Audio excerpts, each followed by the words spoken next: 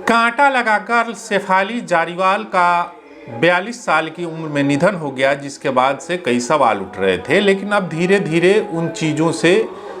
अब साफ हो रहा है कि उनकी मौत कैसे हुई थी। उनके पति पराग त्यागी ने कहा है कि फ्रिज से वो खाना निकाल कर खाई थी, जिसके बाद वो बेहोश हो गई थी और उन्हें अस्पताल ले जाया गया और उससे पहले ही उनकी मौत हो चुकी थी। वहीं पुलिस भी जांच करने पहुंची थी। पुलिस ने बताया कि उनके घर से 2 दवाइयां मिली हैं और वो दवाइयां जो थी वो एक एंटी एजिंग की दवाई थी और दूसरी दवाई स्किन ग्लो सप्लीमेंट की दवाई शामिल है। हालांकि उनकी मौत कैसे हुई उसको लेकर के अभी तफसील से जांच जारी है, लेकिन प्रायर इन्फॉर्मेशन जो है जो पुलिस ने दिया है, उनके फैमिली वालों से पूछताछ की है और कई तरीके से और जांच भी की है, जिसमें ये साफ तौर पर कहा जा रहा है कि उनका बीपी अचानक लो हो गया था और हो सकता है कि दवाइयों का जो सेवन कर रही थी, एंटी एजिंग दवाइयों का सेवन कर रही थी, स्किन ग्लो के लिए जो दवाई का सेवन कर रही थी, उसकी वजह से उनकी मौत हुई होगी। वहीं कहा जा रहा है कि उस दिन उनके घर में सत्यनारायण भगवान का पूजा भी था, जिसकी वजह से वो फास्ट पर थीं और हो सकता है कि फास्ट में आदमी कुछ खाता नहीं है और ऐसे में दवाइयों का सेवन जो है वो कभी कभी घातक भी साबित हो जाता है। ऐसे में सवाल उठता है कि क्या वो फास्ट में रहते हुए दवाइयों का सेवन किया था, बीपी लो हुआ, फ्रिज का खाना खाया और फिर बेहोश हो गई, ऐसा उनके परिवार वालों का कहना है। लेकिन जिस तरीके से 42 साल की उम्र में उनकी मौत हुई है, उससे कई सवाल उठ रहे हैं कि हालांकि कैसे एक 42 साल की महिला का जो है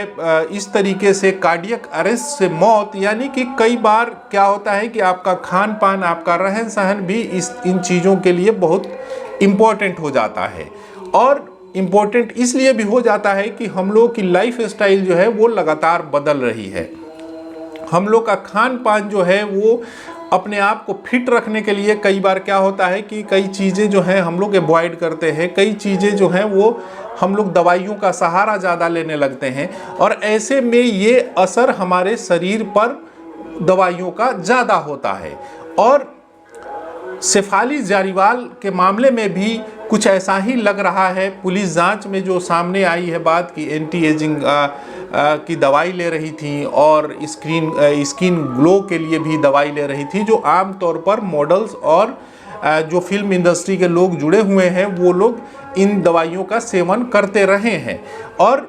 ऐसी परिस्थिति में, ऐसी स्थिति में उनकी मौत हो जाना ये एक चिंता का सबब भी है, क्योंकि लोग, उम्र बढ़ रही है, लोग जवान दिखना चाहते हैं, स्किन को ग्लो रखना चाहते हैं, लोग ये चाहते हैं कि हम जो है बढ़ती एज में भी हम जवान दिखें। क्योंकि आप कई अभिनेत्रियों को देख रहे होंगे, देखते होंगे जो 50 साल की हो गई हों, लेकिन जो है वो उनकी एज में आपको लगेगा नहीं कि वो 50 साल की हैं। यानी कि कहीं ना कहीं वो दवाइयों का सेवन कर रही हैं। खान पान, ऐसा नहीं है कि सिर्फ दवाइयों का ही सेवन, कई बार खान पान का भी असर होता है कि आपका शरीर जो है,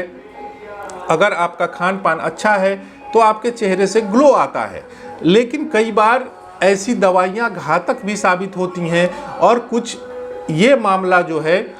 शेफाली वाला मामला में भी यही लग रहा है कि एंटी एजिंग दवाइयों के सेवन से या फिर स्किन ग्लो वाली दवाई के सेवन से उनका बीपी अचानक से लो हो जाता है और जब तक अस्पताल ले जाया जाता है तब तक उनकी मौत हो चुकी होती है। हालांकि ये एक बहुत बड़ा सेटबैक है। लोगों को सोचना चाहिए इन चीज़ों पर कि क्या वो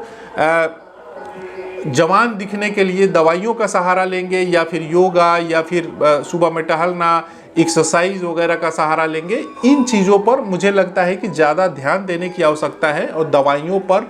कम भरोसा करना चाहिए, क्योंकि दवाइयाँ कहीं ना कहीं शरीर पर असर डालती हैं। जो आपका शरीर नॉर्मल शरीर है और वो दवाइयों के सहारे आप उन चीज़ों को करने की कोशिश करते हैं तो कहीं ना कहीं ये साइड इफ़ेक्ट के कारण बनते हैं। और पुलिस का भी यही अभी तक थ्योरी सामने आया है, उसमें यही कहा जा रहा है कि हो सकता है कि दवाइयों का रिएक्शन हुआ हो